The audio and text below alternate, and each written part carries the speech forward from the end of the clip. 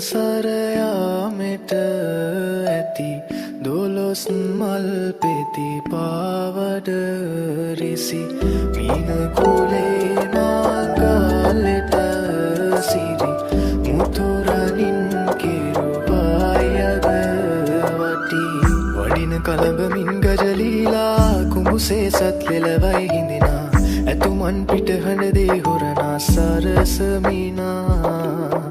වඩින කලඹමින් ගජලීලා කුඹුසේ සත් ලෙලවයි හිඳිනා ඇතුමන් පිට හඬ දේ හොරනා සරසමිනා